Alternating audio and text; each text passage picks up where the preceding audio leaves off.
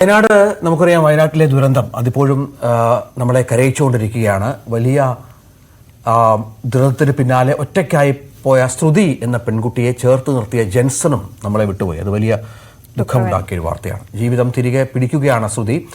ഇന്നലെ ഒരു സംഭവം, അത് നമ്മുടെ ടി സിദ്ദിഖ് MLA ഫേസ്ബുക്ക് പോസ്റ്റിലൂടെ കൂടിയാണ് നമ്മളത് കണ്ടത്. കാരണം ശ്രുതി ഒരു ആഗ്രഹം പറഞ്ഞു. ഈ വയ്യാതെ കിടക്കുന്ന സമയത്ത് തൻ്റെ അമ്മയടക്കം ഒരുപാട് ആളുകളെ നമുക്കറിയാം സംസ്കരിച്ചത് അവിടുത്തെ പൊതു കുഴിമാടത്തിലാണ്. ഒരുമിച്ചുള്ള സംസ്കാരമായിരുന്നു. ആ സമയത്തെ സാഹചര്യമൊക്കെ അങ്ങനെയായിരുന്നു. പക്ഷേ ഹൈന്ദവ ആചാരപ്രകാരം അമ്മയെ ദഹിപ്പിക്കണം എന്നുള്ള ഒരു ആഗ്രഹം ശ്രുതിക്കുണ്ടായിരുന്നു.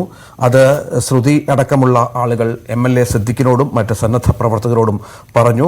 തുടർന്നാണ് അത്തരത്തിൽ കുഴിമാടത്തിൽ നിന്ന് അമ്മയുടെ മൃതദേഹാവശിഷ്ടങ്ങൾ 6 ദിവസം മുമ്പാണ് ശ്രുതിയുടെ അമ്മ സബിതയുടെ മൃതദേഹം തിരിച്ചറിഞ്ഞത്.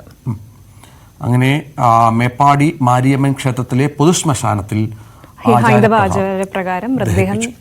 അങ്ങനെ ഒരുപാട് നല്ല മനസ്സുകളുടെ കാഴ്ചകൾ നമുക്ക് അവിടെ കാണാം. കാരണം മേപ്പാടി മാരിയമ്മൻ ക്ഷേത്ര പരിസരത്തേക്ക് കൽപ്പറ്റയിലെ ആശുപത്രിയിൽ നിന്ന് സ്ട്രെച്ചറിൽ കിടത്തി ശ്രുതിയെ ആംബുലൻസിൽ അവിടെ എത്തിച്ചു.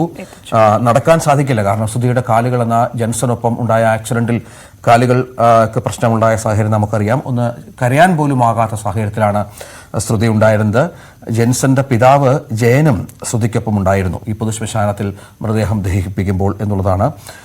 നമുക്കറിയാം, ഈ ഉരുൾപൊട്ടലിൽ അച്ഛൻ ശിവണ്ണൻ, അമ്മ സബിത, സഹോദരി ശ്രേയ എന്നിവരുൾപ്പെടെ 9 പേരെ ശ്രുതിക്ക് നഷ്ടമായിരുന്നു അല്ലേ. ശ്രുതിയുടെ അച്ഛനെയും സഹോദരിയെയും നേരത്തെ സംസ്കരിച്ചു. DNA പരിശോധനയിലൂടെയാണ് അമ്മയെ തിരിച്ചറിഞ്ഞത്. ആ അമ്മയുടെ മൃതദേഹാവശിഷ്ടങ്ങളാണ് പിന്നീട് തിരിച്ചെടുത്ത് ഹൈന്ദവാചാരപ്രകാരം ശ്രുതിയും ജെൻസനും ഓഗസ്റ്റ് ആ ഒരു സമയത്ത് പോയിട്ടും ഉണ്ടായിരുന്നു. അതെ, കുടുംബത്തിലെ എല്ലാവരും നഷ്ടമായപ്പോൾ ജെൻസനായിരുന്നു ശ്രുതിയുടെ ആശ്രയം, നമുക്കറിയാം. പിന്നീട് ഇപ്പോൾ ഈ കാണുന്ന കാഴ്ചകൾ ഹൃദയഭേദകമാണ്, ദുഃഖകരമാണ്.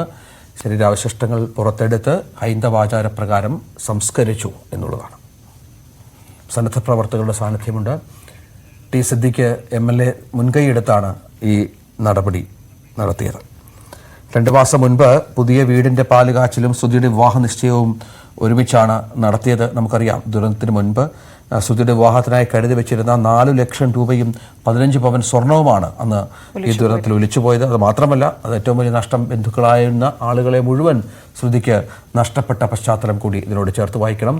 ഏറ്റവും ഒടുവിൽ ശ്രുതി പറഞ്ഞ ആഗ്രഹമാണ് ഈ അമ്മയെ ഹൈന്ദവാചാരപ്രകാരം സംസ്കരിക്കണം എന്നുള്ളത്. അത് പിന്നീട് നടത്തുകയും ചെയ്തു.